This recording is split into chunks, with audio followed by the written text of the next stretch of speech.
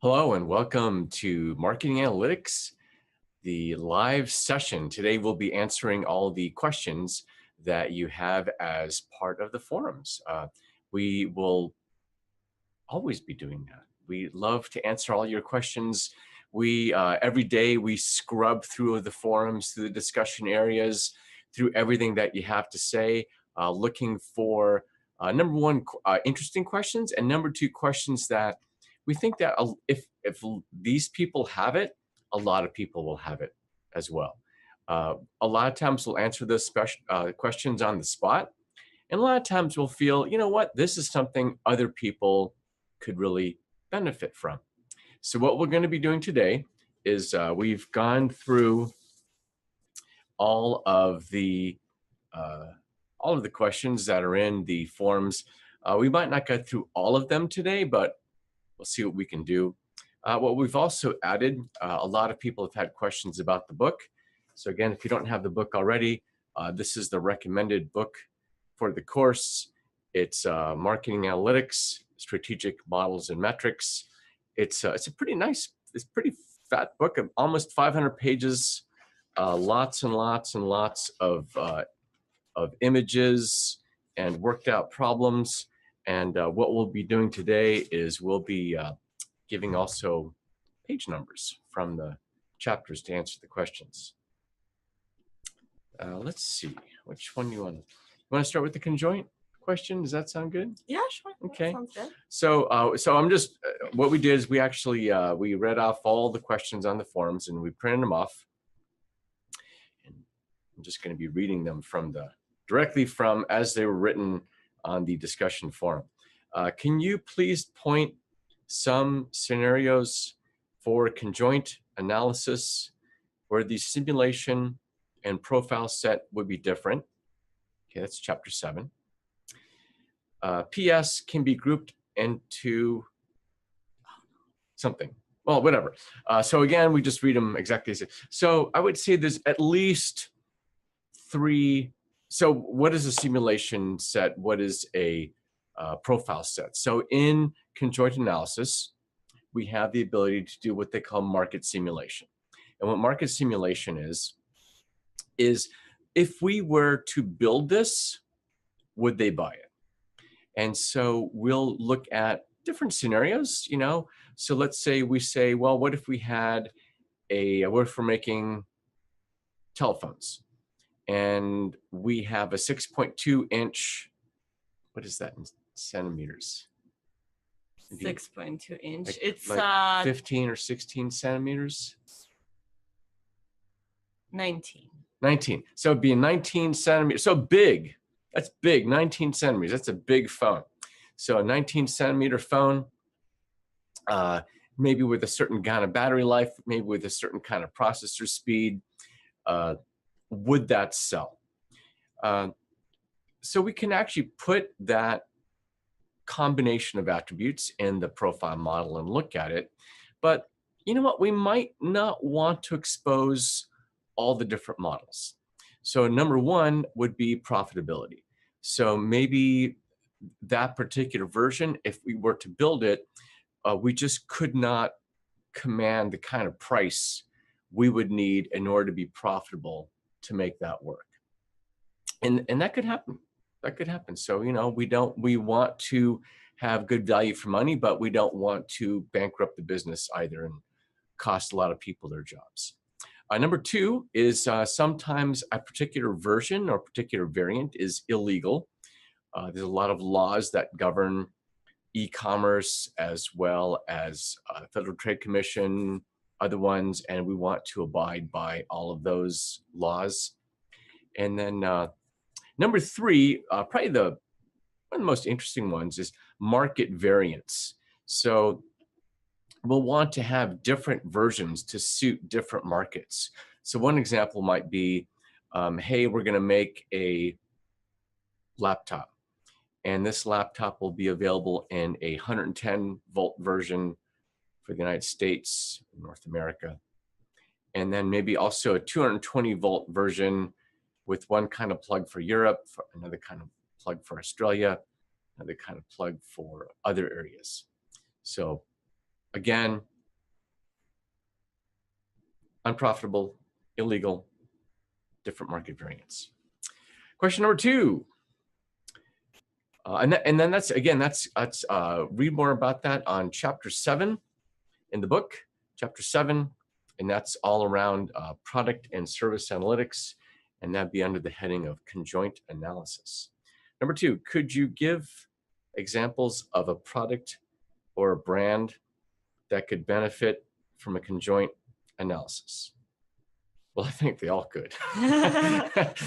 There's probably some product. Do you know of any perfect products that couldn't benefit from being a better product? No, because all products are trying to make more money. Right, so right. That's the end goal. I mean, I think the better question would be, could we not give examples? I think the answer is no. But can we give examples? Yeah, of course. So one might be, of course, the Samsung Galaxy telephone came out, and we have to make trade-offs. Speed versus cost versus battery life. As you may or may not remember, the Galaxy 8 came out a while back, and they tried to avoid the trade-off between speed and battery life. And they put a special kind of battery in there, and it would blow up. It would flame out and cause a lot of problems with that. So that's an example of what happens when you don't make that trade-off. So we definitely recommend investigating that and doing the trade-off. Another one would be streaming content. So one might be Netflix.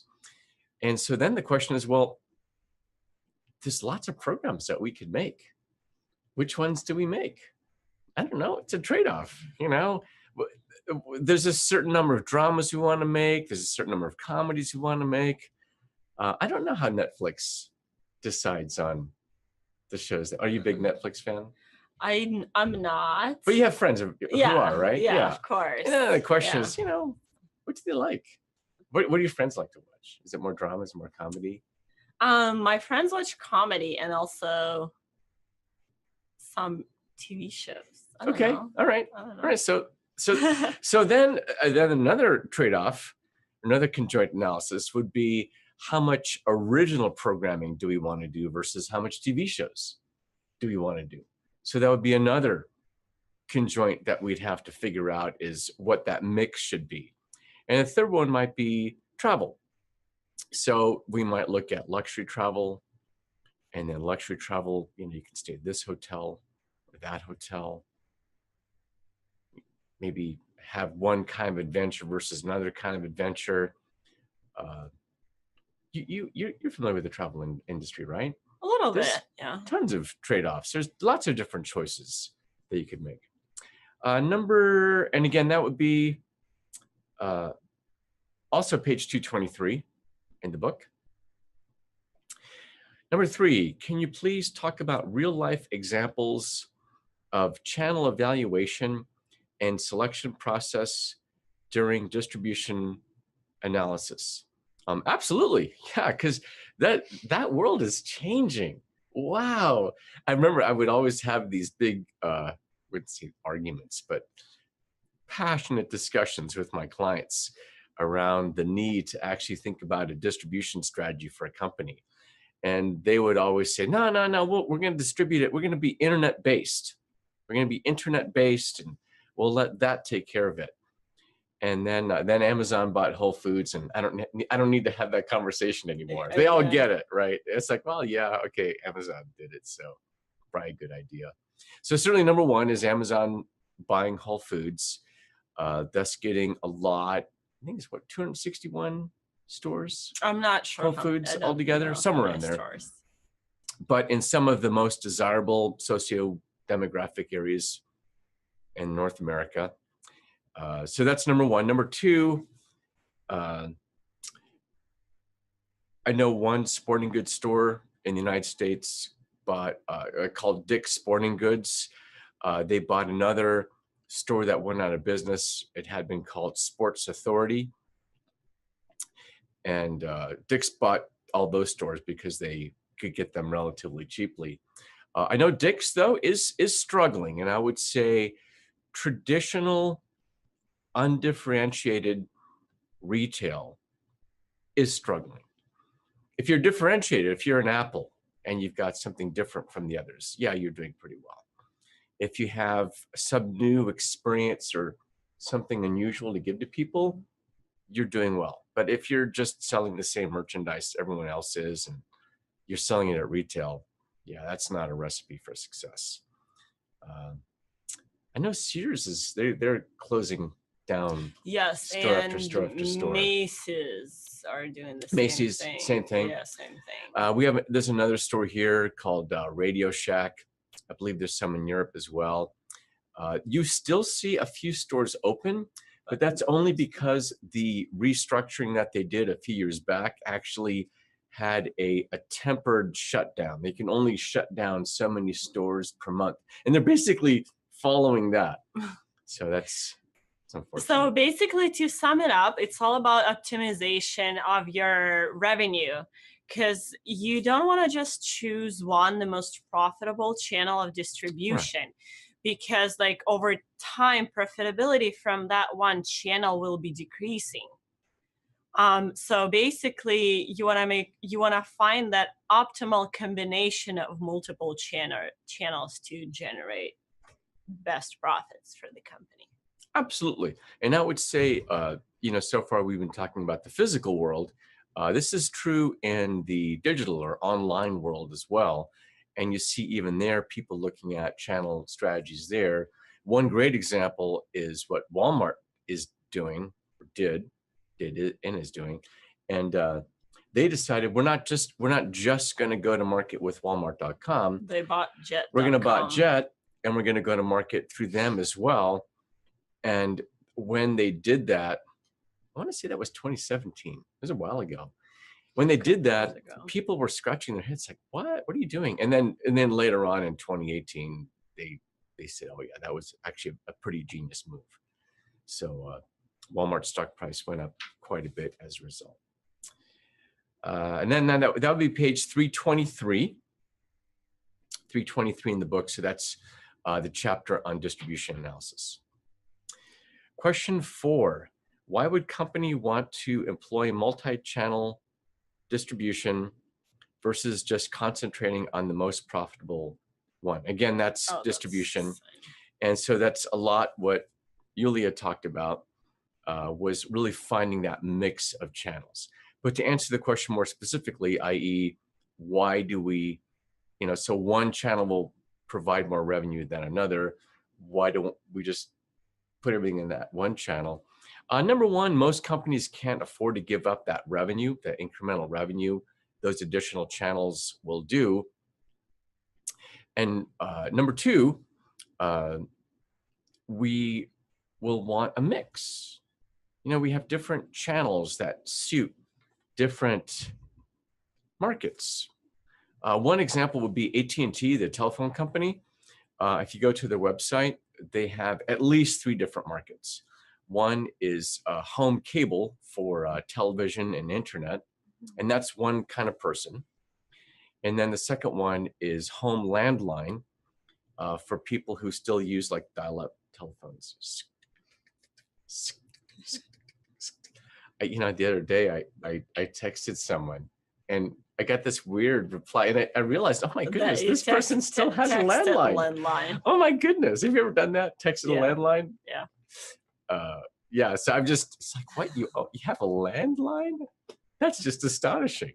That's great, And then the third segment that they would have is their wireless channel. Now, could we say we only want to be involved in wireless and mobile phones? We could, but AT&T has such a huge amount of infrastructure devoted into landlines and into home cable, home television, that kind of thing, that why take it out? So they'll use those 3 channels.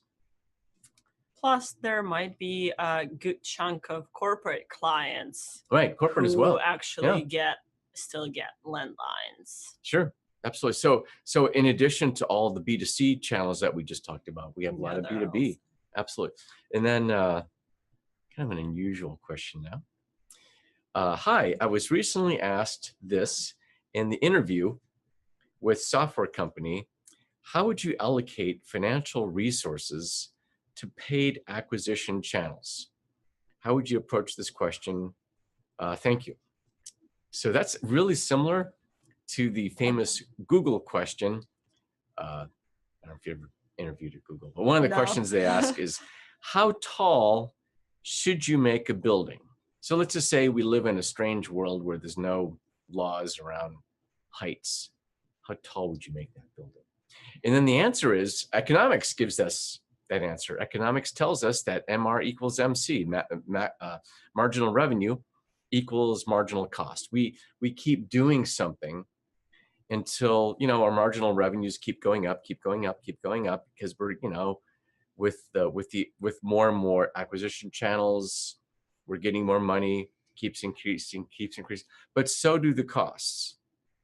So what that means is we're going to keep increasing the number of acquisition channels until basically the costs catch up with the revenue. So at that point, we've done as much as we can do. Could we do less? Absolutely, you could do less. The problem is that you would have to leave some revenue on the table. You wouldn't be making as much as you could. Could we do more? Absolutely, you could do more.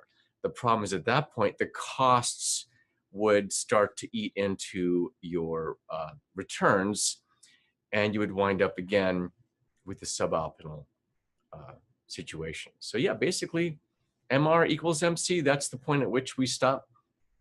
That's what they call it, rational economics. That's the point at which we stop doing things, when at the point where the marginal revenue and the marginal cost lines cross over.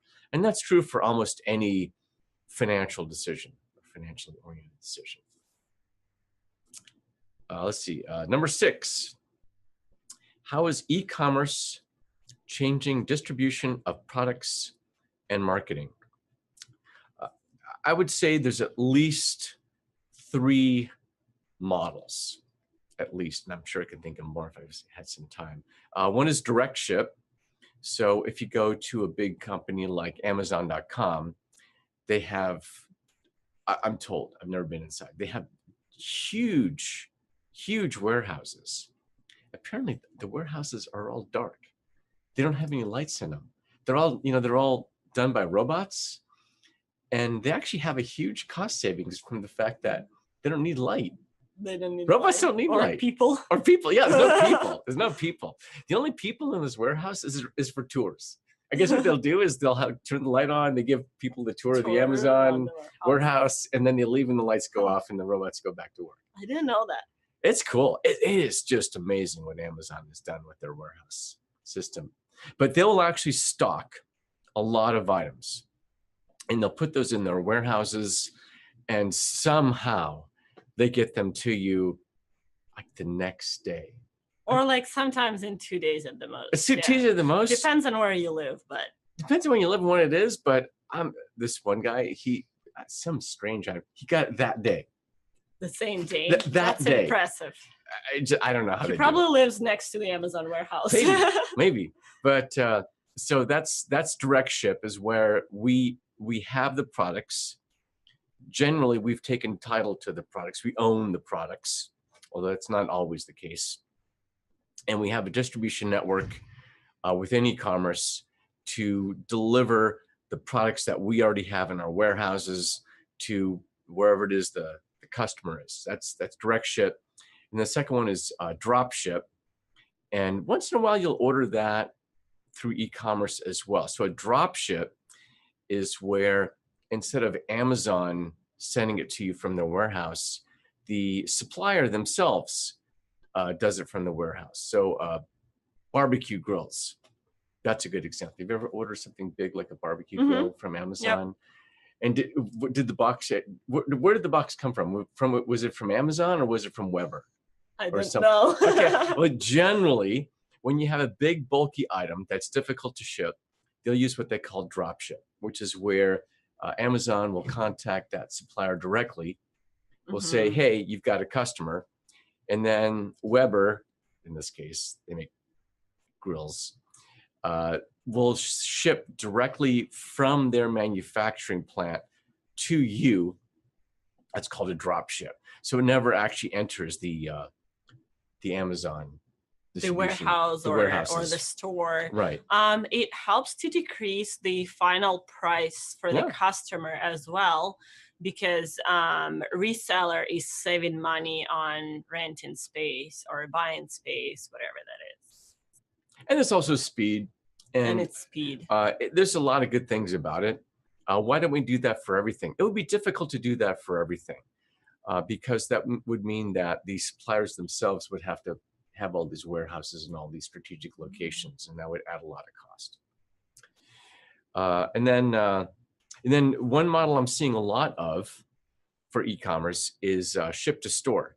So what that means is if I'm Walmart, if I'm Home Depot, if I'm another big box store that deals with big bulky items from time to time, I can't possibly store everything in my store. I have big stores, but they're not infinite.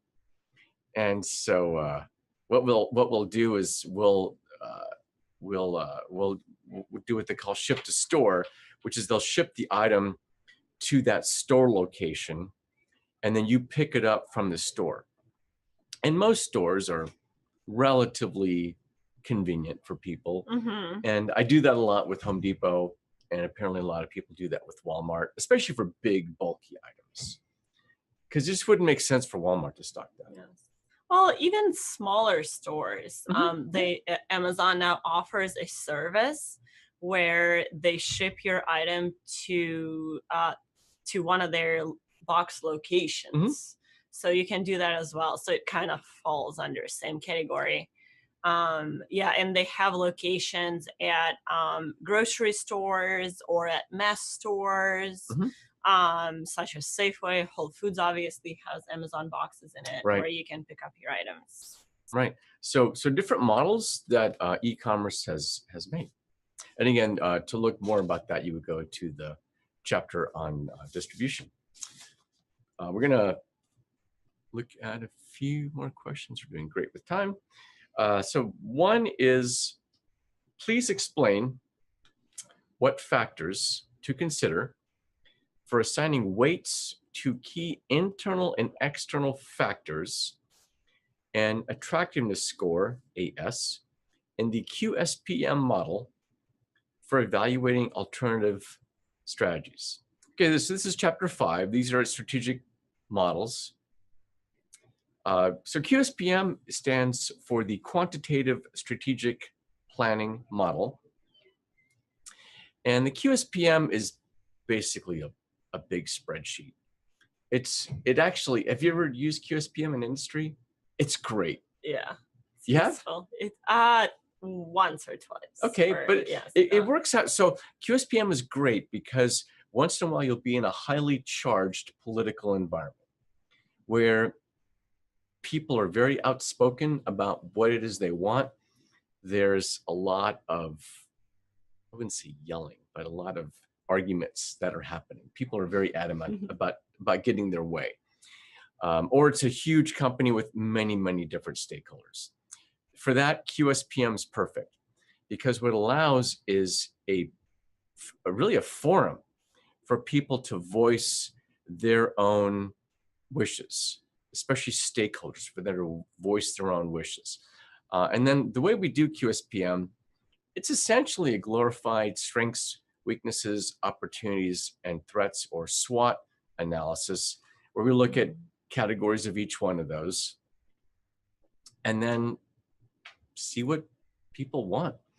And usually, definitely, if you're using QSPM, the people, the stakeholders, they'll know what's important to them. Otherwise, you wouldn't be using QSPM. In terms of the,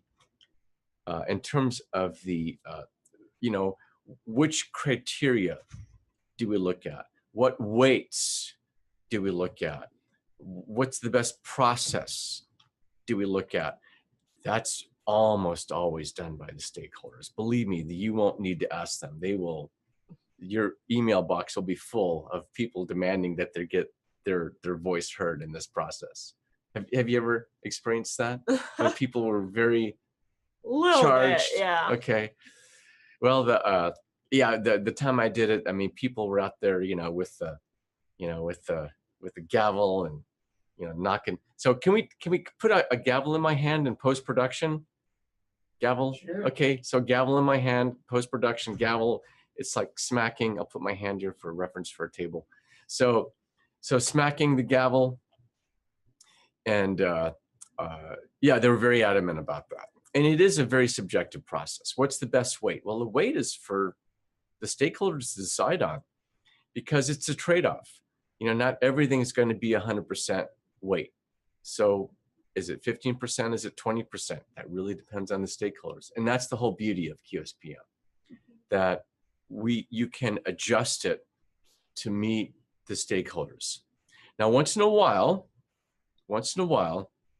it can be difficult to get the stakeholders to agree on something. It might be a weight, it might be a percentage, it might be different pieces.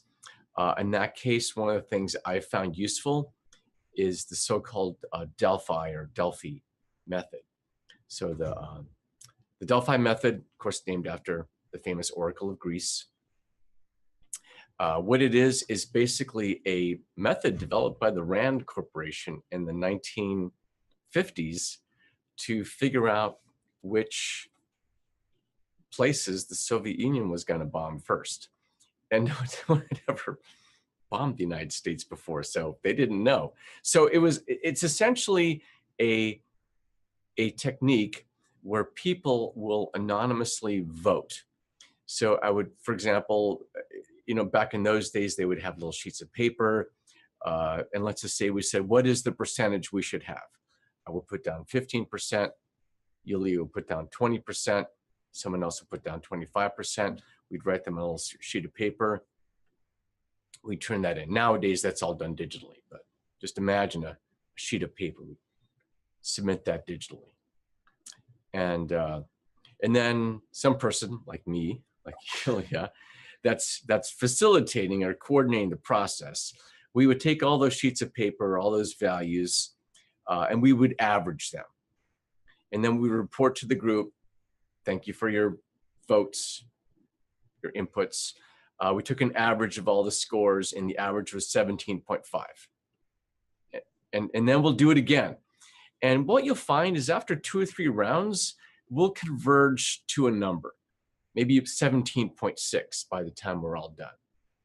And you'll see it actually happens relatively quickly, because once you give that social proof, meaning the average of what everyone thought, we'll have a pretty good idea about where it is. So that method, highly recommend it. It works really well, and it's fair.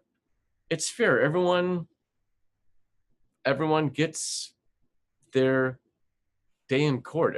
It's good social justice, which is what makes the QSPM such a powerful tool. And especially if you're in a big company or a company with a lot of stakeholders that all need to be heard, I enthusiastically recommend it. And that's page 140. 140, that's in chapter 5. And we have another one from chapter 5. Please explain the analytical hierarchy process for the decision analysis framework. How do we know which data to consider? Okay, so the analytical hierarchy process, or AHP, is unique among models in that it looks at both so-called hard and soft data. So hard, quantitative, numerical data, as well as soft, non-numerical data. We can put those both together. And there's a 5-step process. And again, that's covered on page 141 in the book. 141 in the book. It all covers the process and gives you an example of it. But the process, number 1, we first have to figure out what the goal is. So let's just say what the goal in this case is. We want to decide on a generic strategy. So as you recall from chapter 5, the generic strategy could be cost leadership, it could be differentiation, or it could be a focus on one of those. Number 2, we're going to figure out what the criteria are. So how are we going to measure, is this situation good or not. And let's just say we say, you know what, we're going to look at revenue. We're going to get revenue. We're also going to look at alignment. You know, this is what we're doing. Align with, you know, does it make sense for what we're doing? I remember when Cisco, they bought the flip camera, and you think, oh my God, that's just terrible alignment. So don't do that. Don't go outside your zone. You know, don't go in areas where you really don't know what you're doing. Number 3 is figure out what the alternatives are. So in this case, there's 3, right? Because there's only 3 generic strategies. There's cost, leadership, differentiation, and focus. Step 4 would be to rank, you know, 1, 2, 3, 4, rank the criteria in the alternatives. And what's nice here is we can have some liberties. So for example, we might say, well, profitability is important. So I'm going to say profitability is twice as important as alignment. And I can just declare that. And then the 5th step is to actually execute the algorithm. And executing is way beyond what I can do here on a live session. I would say use SAS, statistical analysis software, IBM SPSS. There's also a company called bpmsg.com, which I'm told has a good AHP tool. In a nutshell, AHP is basically linear algebra. It's matrix algebra. You're doing working with eigenvectors, working with eigenvalues. If you know that, if you're thinking, oh my goodness, I love eigenvectors, I love eigenvalues, you should be all set.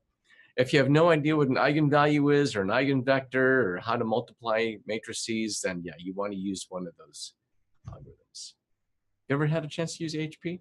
I have not. No. Big breakthroughs. So one of the big things that they made breakthroughs in for AHP was on investing, portfolio allocation. So traditionally, the model has been the what they call the efficient frontier. The efficient frontier is looking at risk versus reward of different kind of instruments. And some of the breakthroughs that have been made in the world of portfolio allocation in finance have been to use the AHP to look at not just numerical information like different rates of return, but also non-numerical information, such as if that person has a particular desire for philanthropy. So you look at people like Bill Gates and Warren Buffett, they're really involved in philanthropy. And we'd want to make sure that's part of the model. And again, that would be on page 141 in the book. And I'll let you.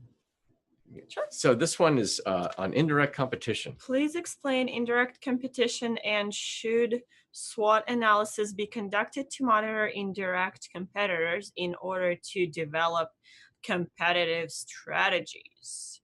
So SWOT analysis can be used to gain more insight on indirect competition. Yes. Yeah. So indirect competition basically is a phenomena where the company faces competition from a similar product, from a different product, but the one that somehow fulfills the same function that user or customer is looking for.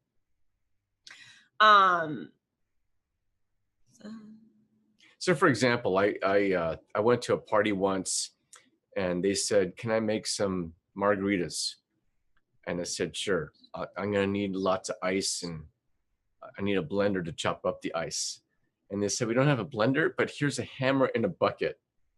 So a hammer and a bucket would basically be an indirect competition for a blender. And I would tell you right now, it's a terrible indirect competition. Blenders, you have nothing to worry about. The hammers, trying to hammer ice in a bucket. So again, post-production, put a hammer here, put a hammer, and get some ice kind of crunching all over the place. So big hammer in my hand. It's a terrible, terrible indirect competition. Yes, but you absolutely can do SWOT to assess threat of Yeah. potential competitors, indirect competitors. So if you looked at a hammer, the strength would be, I guess you already have a hammer. A lot of people have hammers in their houses. Yeah. That doesn't cost you anything. And it's probably no most likely. incremental cost because you already own it. And I guess you also get aggressions out too, right? If you had like, I want to beat that ice. Weaknesses is everything else. It's messy. The ice chunks were just flying all over the place. I never could find all the ice chunks. You end up with a lot of water. Yeah, I don't recommend it. Again, that would be page 104 in the book, chapter 2, I believe. Might be chapter 3. And the next question is, please explain Boston Consulting Group model for resource allocation analysis. How do we determine cutoff points in growth rate to make comparisons using BCG model framework? Do you want to take that? I'll let you answer that. Oh, that's fine. So again, that's all in chapter 7 in the book. I believe the page number is 247. So in chapter 7, we have product and service analytics. Boston Consulting Group is a huge company. They made, I don't know how many models they've made over their many, many years of existence, but for some reason, they're known mostly for their portfolio allocation model, which is now always called the BCG model, which is unfortunate because they have lots of models. In the portfolio allocation, their goal was to steer investment or direct investment toward areas that proved high growth for the company, and also in areas where to some extent we control the market, or at least we have a large section of the market. So the idea was in those areas where we're Apple iPhone and we have a high, well, I say not anymore, not really all that high growth anymore, but let's just say for Apple iPhone, the previous iPhones, where there was a high growth industry, we would look at that smartphone market. We'd say that's a high growth category. We also own a good chunk of that. I don't know what the market share is of Apple today, but I'm guessing around 30x%. And we own a big chunk of that. That would be a star. A star is where we should invest a lot of money. I don't know how much money Apple has invested in the Apple iPhone, but I'm guessing a lot. And I'm guessing they're working on the Apple iPhone 11 or 12 right now as we present this. We'll also then look at the opposite, where the market is shrinking and where we really don't have a big chunk of that.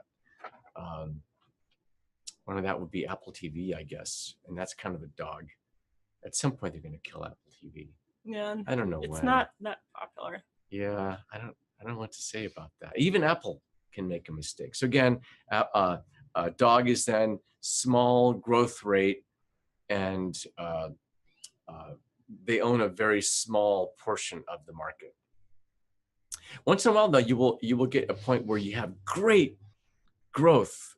It's just really working out well, and for some reason, you just don't own a big chunk of that.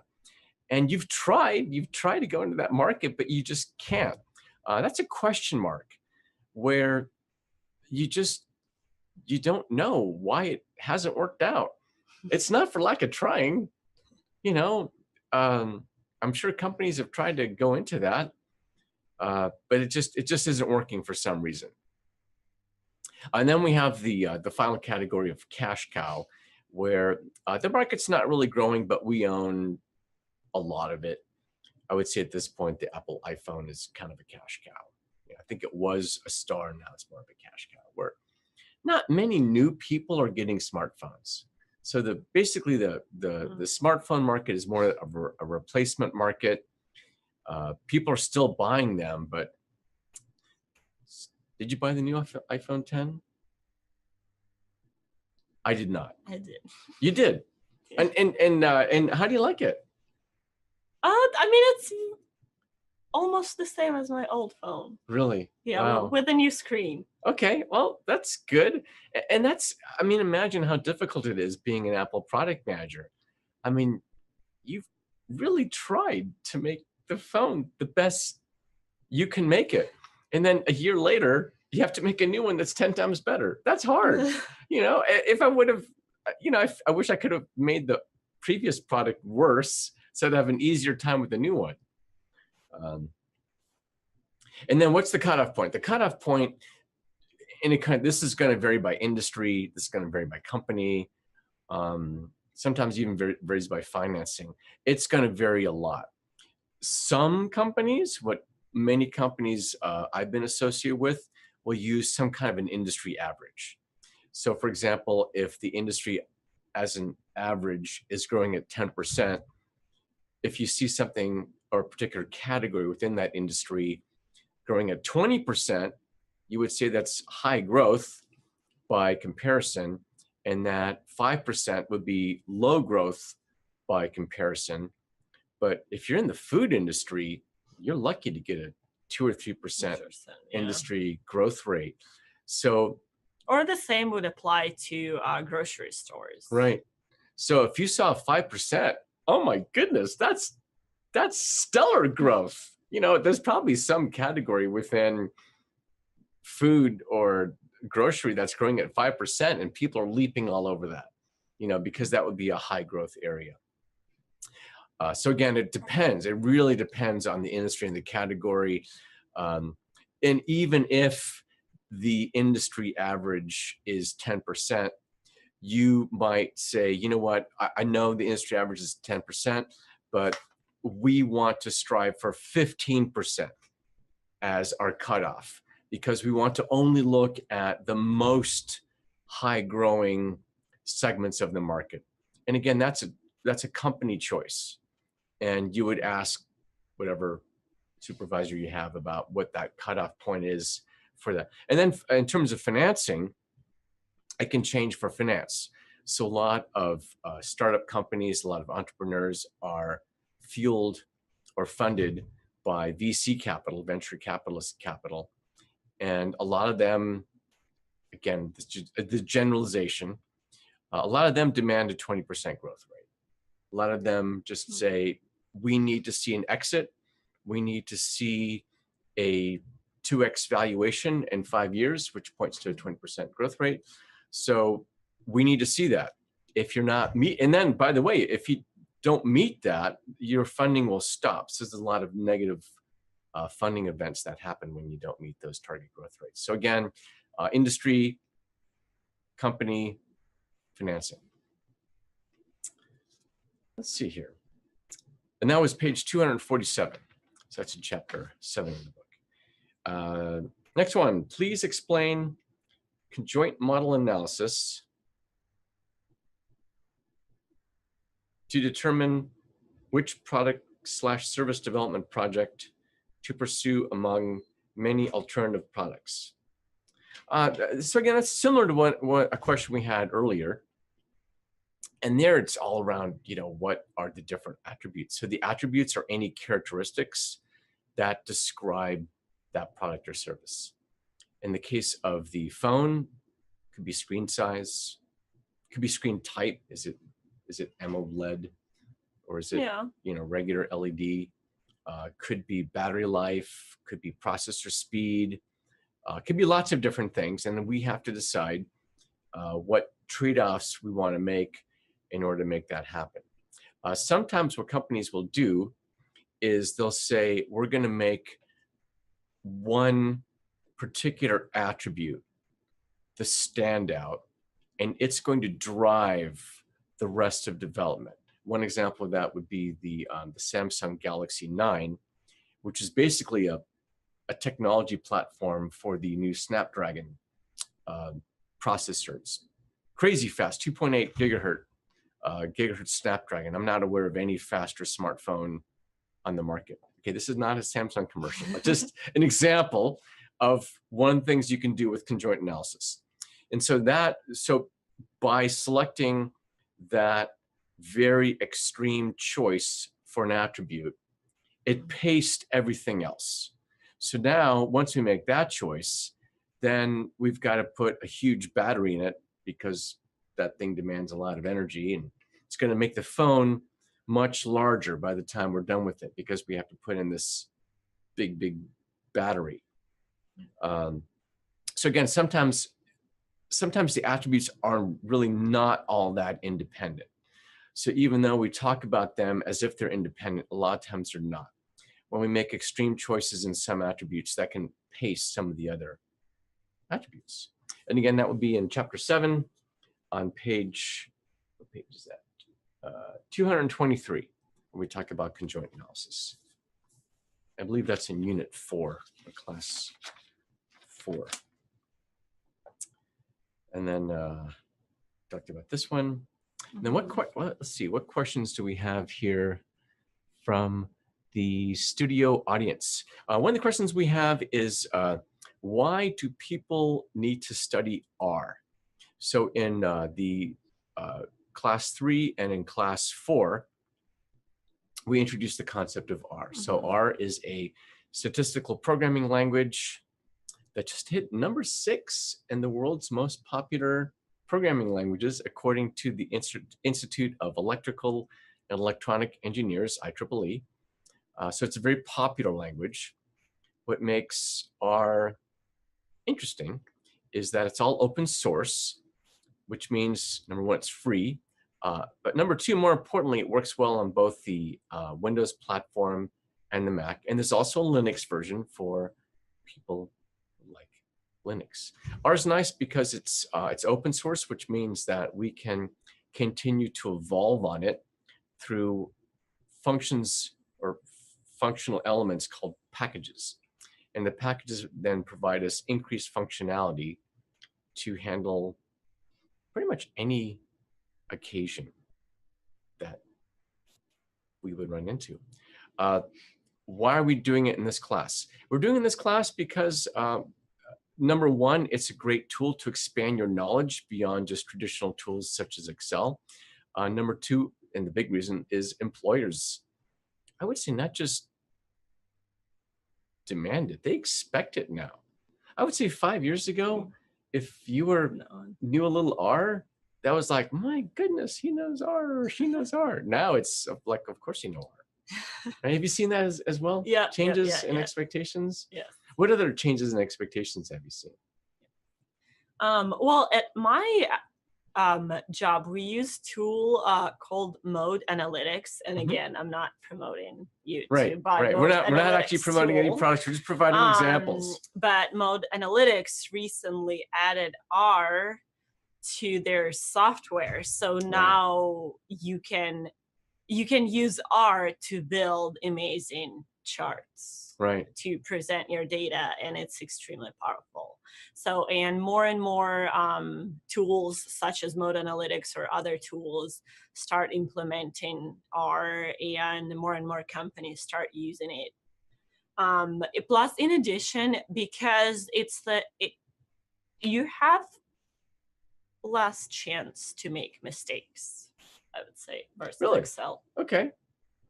Yeah, I guess you have to be a little more, it's kind of like driving a race car versus driving an economy car. When you're driving a race car, I guess you're just more attentive. Would you say that's it? Or why do you think you may have less chance to make mistakes? Because if you have something incorrectly, it's just not gonna run. Okay, that's true. So you're gonna look into it.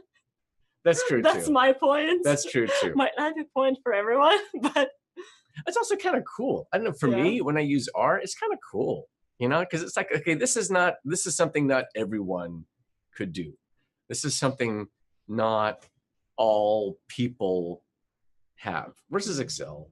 Yeah, and then people have conversations like, hey, here's this new cool thing I do with Excel or Jump or SAS or something. It's like, yeah, it's not that interesting to me. Just because, you know, once you've been in a race car and you've driven the race car, And then you see, a Honda Accord with big rims. It's just not that exciting anymore. It's like, yeah, I mean, Correct. it's nice. I mean, I'm glad you've got big rims on your Accord. Again, no slam against Accords. They're great cars. But once you've been in a race car and you've driven that, it's like, yeah, I can't. I just look at it all differently now. And I would say the other thing about so we talked about functionality a little bit. And the functionality is robust. I mean, don't get me wrong, there's thousands of commands. The big thing R gives, though, is data. So much, much more powerful with data.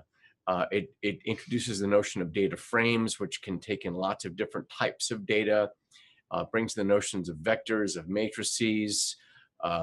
Most of the functions can actually work with large data sets and work on multiple data sets simultaneously, something that's very, very difficult, if not impossible to do with Microsoft Excel. And plus Microsoft Excel, it's just not designed for that kind of use. I mean, it's designed to be a spreadsheet, to do trade-offs. Excel, if I'm not mistaken, it can handle on like million-ish rows. Right. On the newer versions. On the newer versions 2016, in a sheet. I believe it'll do that. Not in the previous and versions. R obviously can handle a lot more than that. Right. I don't know how much. I just realized. Well, but a lot. So number one, it's a lot. Number two, it really depends on that environment. So now it's not a question of what R can handle. It's a question of what R can handle in that environment. So now we start talking about, well, under what circumstances? And we could look at other open source technology like Apache Hadoop to then create some sort of a distributed processing environment so that we can manage all of that. That being said, I personally, this is going to be heresy, and Yulia is going to beat me up on stage here, but I am not a fan of trying to go after a multi-terabyte data set all at once. I've done that before, and it just doesn't turn out well. I'm a big believer in taking out different samples. Generally, I'll take out 3 samples of a data set. I'll take out a test. I'll take out a training sample and use that to build the model. I'll then take out a validation sample, and it's all random samples, so each statistically likely to look at that. And then I'll take out a test data set to then verify the validation data set. And I've had much more luck with that than just trying to go at the whole thing all at once. What's that expression? How do you eat an elephant? One bite at a time. So that's how I think of huge data sets. I don't want to eat that data set all at once. I'll just take one sample, and then I'll compare that with another sample, and compare that with another sample. And I'm seeing that more and more. I think in the past, we could just take the entire, and that's true. For this course, generally we'll look at the entire data set all at once. We'll do regression analysis on the entire data set. And that's because the data sets in this course are so small, right? We have, what's the longest one? I think we have one that's maybe a few hundred rows. Yeah, maybe 1,000 rows at the most. Yeah. So for stuff like, for little small data sets like that, yeah, by all means, take the whole thing. That's fine. It's not even worth it, in my opinion, to do a validation in a training data set, because the thing's so small. I mean, you're not really going to learn that much by doing partitioning. But for bigger data sets, yes, it's good to do partitioning. It's good to do sampling. It's good to look at it in a more formal structure. What other topics or comments are you seeing a lot in the discussion forum? Maybe something on units. On units. I remember students post a lot of technical issues with installing R or conjoint analysis package or libraries. And I just want to it's hard to help you guys in the forums with that. Hmm. But what I recommended multiple times, I recommended to just reinstalling it all over again and following step-by-step instructions provided in the PowerPoint presentations.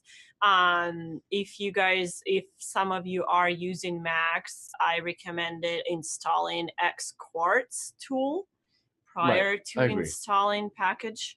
Um, it helped for me, so I'm assuming it should be the case for some of you Right. guys as well. Yeah, a lot of times, what I'll even have sometimes have to do is completely uninstall Install it and and then reinstall it. reinstall it. Why do you have to do that? No idea.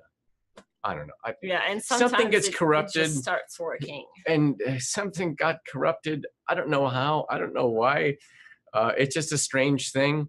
Um, just reinstall it. But do remember, if you do install a package, we need to invoke that package. So even if you install, let's say you install ggplot, the grammar of graphics plotting tool. If you install it using the install packages, then parentheses, and then quotation marks, the name of the package. If you do that, that's not enough. You need to invoke it. And we invoke packages with the library command. So it'd be library and then in parentheses, the name of the package. And we have to do that every single time. So you only install the package once in general. Yeah. You have to Unless, uninstall it, you yeah. have to reinstall it. You only install the package once, but you have to invoke it with the library command every single time you run it. So if you start a new R session, you'll have to have that library command somewhere in the beginning in order to get it to work. And we have any last minute questions here? Yes, we do. One is on units. What units do we use for the course? Well, as you'll see in the FAQ, the units that we use for the course are standard North American units. So we use commas to separate out every third digit. We use a period for the decimal point. Aren't there, in fact, other nations and other areas that don't use that? Yes. Yes, I don't know why we can't all get along. We can't even agree on a number system. But for purposes of this class, it's a standard North American number system. I even heard in the UK that, what is it? The word million means something different. Really? That it's a different number of zeros than it is in the United States. Yeah, it's crazy. Huh. It's crazy. And then, of I would course, have never thought. in European currency, they'll use periods, where in the North American system, they use commas and vice versa. But for this class, everything's going to be on the North American numbering system. And again, we love your questions and comments, so please keep them coming. Please try to keep things civil. We know there's a bit of a learning curve, and we know some of you could be frustrated, and we appreciate you keeping civil. And we definitely mostly appreciate when one forum member helps out another forum member. That really, we like that. Number one, it's less work for us, but more importantly, we're seeing future leaders within the analytics community develop, and we like to foster that. This course is not just about teaching some cool tricks. It's about really learning how to get successful in the world of analytics. Any last parting thoughts? If we did not answer all your questions, please post them in the forums and they'll be addressed either directly in the forums or in the weekly email update that gets sent out to you every Monday. Or it depends on where you live. I guess it might not be Monday. Right, but right. Whatever the day is. Yeah. But soon after the weekend, we always post the updates. Again, that's it. I don't see any more incoming questions, and we actually got through the entire list of questions. So for me and Yulia and Jim and Gabriel and all the others here with the edX team at this location, we thank you again for your commitment to learning marketing analytics. We want to just reach out and hug you and thank you so much for being so committed to such a worthy subject. That's it for now, and we're going to have another live session in just a few weeks. Thanks again, and we'll talk to you later.